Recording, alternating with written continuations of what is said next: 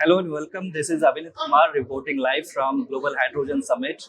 And joining me currently is Shri Jyothilal sir, is Additional Chief Secretary, Department of Power, Government of Kerala. So welcome sir and thank you for taking out your time. Sir, Global Hydrogen Summit is being organized by Department of Power, Government of Kerala. So how do you see summit like this in terms of accelerating green hydrogen and renewable energy adoptions across India and specific to Kerala? Yeah, in fact, Kerala has already announced that we would like to become carbon neutral by 2050 and 100% renewable energy by 2040. To make it happen, we need to have collaborative approach. We need to bring in the R&D. We need to bring in the research, the skilling aspects. So this needs a global collaboration. In fact, I am very happy that the event we have got participants from Australia, the Canada, US, Japan, Netherlands, Germany, almost across the globe. We have got the R&D, we have got the skilling, the universities, including private universities like Christ Jain, Kerala, KTU, Amrita. So all the skilling part. Then R&D institutions and the research and experts from across the globe. So that it's a common issue. We need to address this issue. Global climate change is a global issue, needs to be addressed. So we need to collaborate instead of competing. Collaborative research we can bring about. Hydrogen Valley Innovation Cluster is one such initiative where a DST funded project where we are bringing all the triple helix structure, including universities and R&D industry together. In fact, most of the industries are also here. So some of the then innovation is another aspect which we are promoting. As Honorable Prime Minister said, you need to invest in one is in the people, that is the skilling, and second is the innovation. Third one is how the economy can be built around that, business models which are workable, and how do you fund it, like InvIT and various other modes. Kerala itself has got 9 billion as if 1% of their wealth can be put in the startup ecosystem. That is good enough for scaling up. So it's a huge economic growth which can, and the government has already taken an initiative that we would like to go PPP mode for as far as the infrastructure, including power sector, is concerned. So it's a welcome change and it's a beginning of a new era where India can lead the globe and we can be the energy supplier for the globe. Thank you, sir. Thank you for detailing out so well Kerala's ongoing energy transformation. Sir, Kerala has done remarkably well on every front of energy transformation, be it solar, be it wind, be it battery energy storage. What more are being done in this regard, sir, especially with if we can talk about policy or investment point of view? Yeah, in fact, Kerala is for the first state to bring a floating solar in the entire country. That was in Banasura Sagar. Now we have brought a floating solar policy so that we can address the issue of shortage of land. So second is bringing in a green hydrogen policy, small hydel, then pumped hydro, then storage.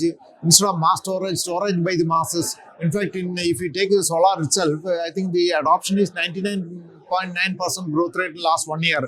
275 megawatt has been added under PM Suryagar. So if we add storage by the masses so that individual houses also go for it, grid balancing can be addressed and it brings in a lot of investment. If I say 10 lakh people go for 3 lakh each investment, 30,000 crores investment will comes from the public.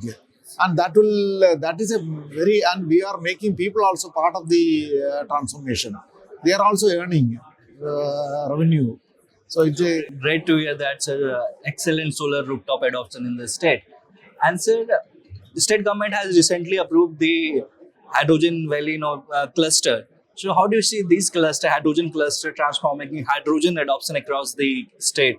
Yeah, they're coming to hydrogen. Hydrogen is basically a storage medium. So there are two fundamental challenges when like human history, only 3 times or 4 times the change of fuel has happened.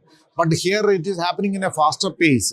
So there are two challenges. One is the cost of hydrogen has to be made less. So this is where the R&D will bring in so that it becomes cheaper than the 3 liter of diesel is equivalent to 1 kg of hydrogen.